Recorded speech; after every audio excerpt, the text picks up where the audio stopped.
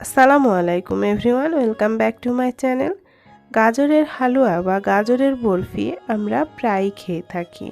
আজ আপনাদের জন্য নিয়ে এসেছি একেবারে ভিন্ন ধরনের ক্যারট ডিলাইট রেসিপিটি। এই ক্যারট ডিলাইটটা নর্মাল হালুয়া বা বরফির থেকে অনেকটাই আলাদা হয়ে থাকে। হাতের কাছে থাকা সামান্য কিছু উপকরণ দিয়ে তৈরি করে নেওয়া যায় আর খেতে অনেক বেশি মজার হয়।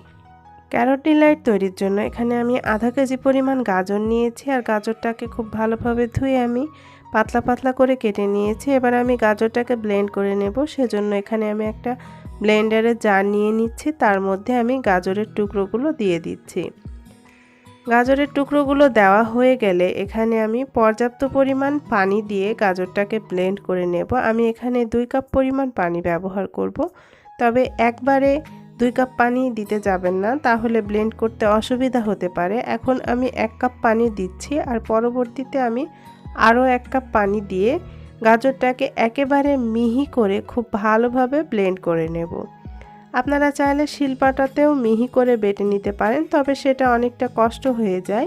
এভাবে আমি ব্লেন্ডারে ব্লেন্ড করে নেওয়ার পর একটা ছাঁকনির ওপর ঢেলে নিচ্ছি। আজ আমরা এখানে এই জুসটা দিয়েই হালুয়াটা তৈরি করব, তো খুব ভালোভাবে আমি একটা ছাঁকনি দিয়ে এটা ছেঁকে নিচ্ছি। আপনারা চাইলে একটা পাতলা কাপড় দিয়েও এটাকে খুব ভালোভাবে ছেঁকে নিতে পারেন। এই তো ছাঁকা হয়ে গিয়েছে আর অবশিষ্ট অংশটা আমি রেখে দিচ্ছি। এটা দিয়ে আপনারা চাইলে হালুয়া তৈরি করে নিতে পারেন। এভাবে করে আমি ছাঁকনি দিয়ে পুরো গাজরের পেস্ট থেকে আমি জুসটা বের করে নিচ্ছি। এই তো আমি একটা বাটিতে পুরো জুসটাই নিয়ে নিয়েছি। দেখুন দর্শক, জুসটা কতটা ঘন হয়েছে। আর এটা দিয়েই আমরা আজকে বরফিটা তৈরি করে নেব। যে পাত্রে আমি বরফিটা তৈরি করব সেই পাত্রে আমি পুরো জুসটা ঢেলে নিচ্ছি। তারপর আমি এর মধ্যে বাকি উপকরণগুলো অ্যাড করে দেব। আমি কিন্তু এখনও চুলাটা জ্বালাইনি, আগেই আমি সবগুলো উপকরণ মিশিয়ে নেব। এখানে আমি মেজারমেন্ট কাপের হাফ কাপ পরিমাণ কর্নফ্লাওয়ার দিয়ে দিচ্ছি। আপনারা চাইলে এখানে কর্নফ্লাওয়ারের পরিবর্তে অ্যারারুটটাও দিতে পারেন। দিয়ে দিচ্ছি মেজারমেন্ট কাপের 1 কাপ পরিমাণ চিনি। চিনিটা যে যার টেস্ট অনুযায়ী কম বা বেশি করে দেবেন। সাথে দিয়ে দিচ্ছি 2 টেবিল চামচ পরিমাণ গুঁড়ো দুধ। দিয়ে দিচ্ছি 1/4 চা চামচ পরিমাণ এলাচের গুঁড়া, তবে আপনারা চাইলে এখানে এলাচের গুঁড়ার পরিবর্তে কেওড়া জল অথবা ভ্যানিলা এসেন্সটাও ব্যবহার করতে পারেন। 1 চিমটি পরিমাণ লবণ দিয়ে দিচ্ছি। এবারে সবগুলো উপকরণ একটা হ্যান্ড উইস্ক দিয়ে খুব ভালোভাবে মিশিয়ে নেব। যেহেতু এখানে কর্নফ্লাওয়ার ব্যবহার করা হয়েছে, তাই খুব ভালোভাবে আগে মিশিয়ে নিতে হবে। তারপর এটা আমি চুলায় বসিয়ে দেব। আগে থেকে না মিশিয়ে নিলে এটাতে দলা পাকিয়ে যাওয়ার সম্ভাবনা থাকবে। এবারে চুলায় বসিয়ে দিয়ে একটা হ্যান্ড উইস্ক দিয়ে অনবরত নেড়ে চেড়ে এটাকে জাল করে নেব। এ পর্যায়ে খুব ভালোভাবে নেড়ে নিতে হবে, না হলে এটা লেগে যেতে পারে। 4-5 মিনিট পর দেখা যাবে এটা বেশ খানিকটা ঘন হয়ে এসেছে। এ পর্যায়ে কিন্তু কোনোভাবে নাড়া থামানো যাবে না। অনবরত নেড়ে চেড়ে আমি এই বরফিটা তৈরি করে নেব।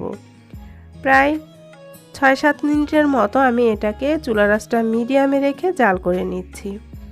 6 থেকে 7 মিনিট পর এটা আরও অনেকটা ঘন হয়ে এসেছে। এ পর্যায়ে দিয়ে দিচ্ছি 2 টেবিল চামচ পরিমাণ ঘি। ঘিটা দিয়ে আমি আরও কিছুক্ষণ খুব ভালোভাবে নেড়ে নিচ্ছি। আর এ পর্যায়ে ঘন ঘন নেড়ে চেড়ে এই বরফিটা তৈরি করে নিতে হবে, না হলে এটা নিচে লেগে যেতে পারে, যেহেতু এখানে কর্নফ্লাওয়ার ব্যবহার করা হয়েছে। আরও প্রায় 7-8 মিনিট পর এটা অনেকটাই টেনে এসেছে, এটা হয়ে এসেছে। এ পর্যায়ে আমি এর মধ্যে দিয়ে দিচ্ছি আরও 1 টেবিল চামচ পরিমাণ ঘি। এখানে আমি টোটাল 3 টেবিল চামচ পরিমাণ ঘি দিয়েছি, তবে আপনারা চাইলে ঘিয়ের পরিবর্তে এখানে বাটারটাও দিতে পারেন। তবে কোনোভাবে এখানে তেল ব্যবহার করতে যাবেন না, তাহলে এই ডিলাইটটা খেতে ভালো লাগবে না। আরও বেশ কিছুক্ষণ নেড়ে নেওয়ার পর আমি এখানে প্রায় 1/3 কাপ পরিমাণ বাদাম কিশমিশ কুচি করে রেখেছিলাম, সেটা দিয়ে দিচ্ছি। আমি এখানে কাজু বাদাম আর কাঠবাদাম নিয়েছি, সাথে কিছুটা কিশমিশ দিয়ে একসাথে করে দিয়ে দিলাম। আপনারা যদি এখানে কিশমিশটা পছন্দ না করেন তাহলে কিশমিশটা বাদ দিতে পারবেন। এবারে আমি চুলার আঁচটা লোতে রেখে বেশ কিছুক্ষণ এটাকে নেড়ে নেব। এ পর্যায়ে চুলার আঁচটা লোতে রেখে এই হালুয়াটা তৈরি করে নেবেন, তাহলে এটা অনেক বেশি ভালো হবে। আরও প্রায় 7-8 মিনিট পর এটা পুরোপুরি রেডি হয়ে এসেছে। দেখুন দর্শক, এটা প্যান থেকে ছেড়ে আসছে। হালুয়াটা তৈরি করতে আমার প্রায় 20 থেকে 25 মিনিটের মতো সময় লেগেছে। একটু সময় নিয়ে এই কাজটা করতে হবে।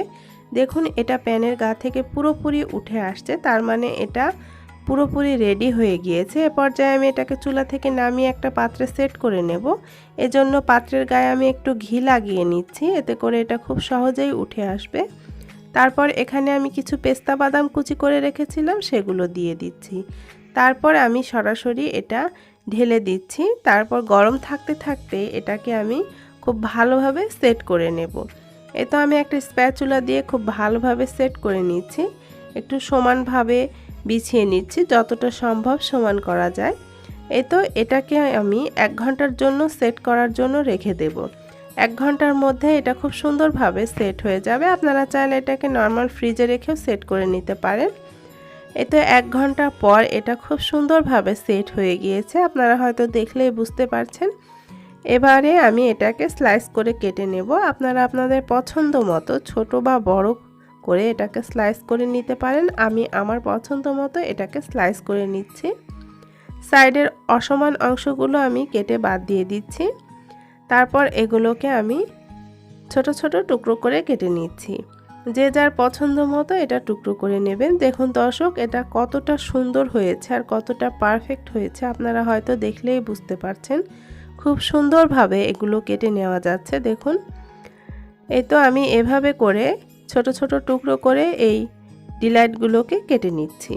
সবগুলোকে আমি খুব সুন্দরভাবে কেটে নিয়েছি। কেটে নেওয়া হয়ে গেলে এখানে আমি কিছু শুকনো নারকেলের গুঁড়ো নিয়েছি 1/2 কাপ পরিমাণ। এবারে আমি এটাকে এই নারকেলের গুঁড়োর মধ্যে গড়িয়ে নিচ্ছি, তবে এটা অপশনাল। আপনাদের হাতের কাছে যদি এই গুঁড়োটা থাকে তাহলে দেবেন, না হলে বাদ দিতে পারেন। চাইলে আপনারা আইসিং সুগারেও এটাকে গড়িয়ে নিতে পারেন। এভাবে নারকেলে কোট করে নিলে এই ডিলাইটটা খেতে অনেক বেশি মজা লাগে। এই তো এভাবে করে আমি সবগুলো বরফি এভাবে গড়িয়ে নিচ্ছি। এই তো দর্শক, ভীষণ মজাদার ক্যারট ডিলাইট পুরোপুরি রেডি। দেখতে যেমন সুন্দর হয়েছে, মাশাআল্লাহ খেতে অনেক বেশি মজার হয়। এটাকে আপনারা নর্মাল টেম্পারেচারে 1 সপ্তাহের মতো রেখে খেতে পারবেন, আর নর্মাল ফ্রিজে রেখে প্রায় 10 থেকে 15 দিনের মতো সংরক্ষণ করে খেতে পারবেন। খুবই মজার হয়ে থাকে। এই শীতে একবার হলেও বাসায় ট্রাই করে দেখতে পারেন। আশা করছি বাসার সবাই অনেক পছন্দ করবে। আমার চ্যানেলে অলরেডি 2টো গাজরের ডেজার্টের রেসিপি দেওয়া আছে, আপনারা চাইলে দেখে আসতে পারেন। আমি ডিসক্রিপশন বক্সে ও আই বাটনে লিঙ্কগুলো দিয়ে দেব। সবাই ভালো থাকবেন, সুস্থ থাকবেন। সবাইকে আল্লাহ হাফেজ।